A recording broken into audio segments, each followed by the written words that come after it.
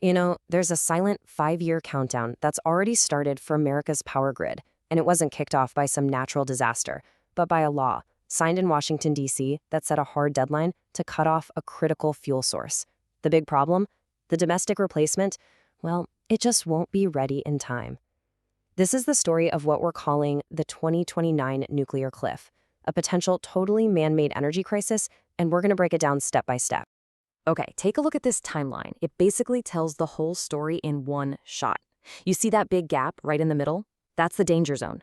It's a critical multi-year gap between when the U.S. is legally forced to stop buying Russian fuel and when our own domestic supply is supposed to start up.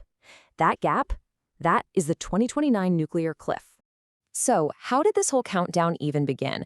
Well, it wasn't an industrial accident or some market crash. It started with a specific law, the Prohibiting Russian Uranium Imports Act, which was signed on May 13, 2024. The goal seems simple enough: end America's dependency on Russia for nuclear fuel. But a little clause buried inside it, well, that started a ticking clock. Now here's the detail that changes everything. The law created a line in the sand, an unchangeable deadline. Sure, there are some temporary waivers allowed until the end of 2027, but on January 1st, 2028, that's it. It's what's called a hard stop. After that date, it is completely illegal to import Russian fuel. No exceptions, no emergency triggers, no matter what. And here's where it gets really, really messy. Russia might not even wait for our ban to kick in. SEC filings show that the Russian government has already given itself the power to stop fuel shipments whenever it wants. Why would they do that? It's a classic geopolitical power play, right? Turning energy into a weapon. This completely changes the game from a predictable countdown to a very volatile game of chicken. So you can see how this hard stop creates this huge, a massive timing problem. Just think about it for a second. The U.S. has legally promised to fire its main fuel supplier before the replacement is even built. This creates a critical supply gap, what we're calling the dead zone. And this right here, this lays out the conflict perfectly. On one side, you've got Russia's 10X, which has historically supplied about a quarter of all U.S. nuclear fuel, and they're legally banned starting in 2028. On the other side, you've got the new domestic supplier, Orano, which isn't even scheduled to start making fuel until 2031. This isn't just a market hiccup. It's like a major source of supply is being structurally deleted from the system. 3 years. Just let that number sink in. For 3 entire years, 2028, 2029, and 2030, the country is going to be exposed. This isn't just a supply crunch. It's a period where a foundational piece of America's 24/7 power grid is structurally, fundamentally at risk. Okay, so you're probably thinking, wait, don't these power plants have stockpiles? And you're right, they absolutely do. But this 2.4-year average buffer, which normally sounds pretty healthy, suddenly turns into a very simple, very unforgiving countdown clock the second the 2028 ban kicks in. Let's just walk through this simple math here. 2027 is the last chance for utilities to top off their tanks with Russian fuel. Then, on January 1st, 2028, the ban hits hard, and they start burning through those reserves. Well, about 18 to 24 months later, sometime in mid to late 2029, the math says the on-hand fuel just runs out. And that's the cliff. And as if a self-inflicted supply crisis wasn't bad enough, it's all happening at the exact same moment that America's power grid is facing an enormous new stressor, a truly once-in-a-generation surge in electricity demand. What you're looking at here is a collision course. On one hand, demand from AI data centers is just exploding.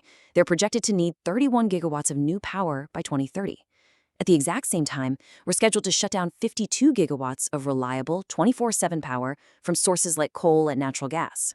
We're adding massive, unprecedented demand while taking away reliable supply.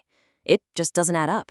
And this number, this comes straight from Department of Energy stress tests, and it is just staggering. They're warning that this combination of retiring plants and new AI demand could make our grid incredibly fragile, increasing the risk of blackouts by a factor of 100. Okay, so the countdown is set in stone, and the demand surge is very, very real. So is there any way out of this thing? The race is on to find some kind of escape hatch that could help the U.S. bridge this incredibly dangerous gap. So the most obvious idea, right? Just hoard extra fuel before the ban. Well, that strategy is failing. And it's failing because utilities are running into what you could call an empty shelf problem. The global supply chain for nuclear fuel is incredibly tight. Most of the non-Russian supply is already locked up in long-term contracts, and the spot market is basically dry. The bottom line is, you just can't hoard what isn't for sale. But there might be a lifeline, a potential game changer, a new type of fuel called LEU+.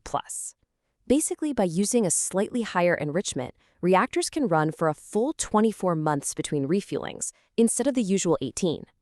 This could be the secret weapon, allowing a power plant to essentially jump its refueling date over the 2029 cliff and into 2030, buying absolutely critical time.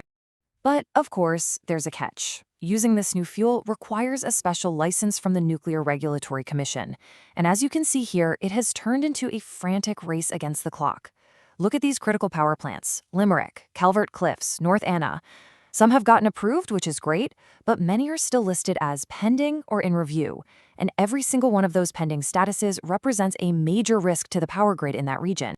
So let's say the worst happens. The escape hatches only partially work. What does falling off this cliff actually look like? What are the real-world consequences when a nuclear power plant, a source of 24/7 baseload electricity, simply runs out of gas? It's a cascade. It's like watching dominoes fall, but on a national scale. First, a reactor is forced to shut down. No fuel. Then the load crisis hits. All those AI data centers keep pulling power that just isn't there anymore. The grid's frequency drops, it becomes unstable. And to stop a total grid collapse, well, the operators have no choice. They have to start initiating rolling blackouts. The economic shockwave would be absolutely immense. In a crisis scenario, analysts are projecting that prices for everything would spike. Raw uranium could jump 140%. Enrichment, that's the complex industrial process to prep the fuel, could go up 180%. But here's the number that'll really hit you in the wallet. The wholesale price of power could increase by 400%, or even more. And here's something most people don't realize, a really devastating hidden danger. Shutting down a nuclear plant isn't like flicking off a light switch. Restarting one is a massive, incredibly costly undertaking. As you can see, if a plant is down for just 6 to 12 months waiting for fuel, it can take almost a full year to get it back online. And if it's down for 3 years, the entire length of that dead zone, a restart becomes so expensive that the shutdown is likely permanent, gone for good. So ultimately, it all leaves us with one pretty provocative question. The United States has created this incredibly high-risk gap in its own power supply. Is it possible that the only way to avoid the 2029 cliff will be a last-minute emergency act of Congress to reopen trade with the very supplier it tried to ban? Could the pursuit of energy independence actually lead to the exact opposite?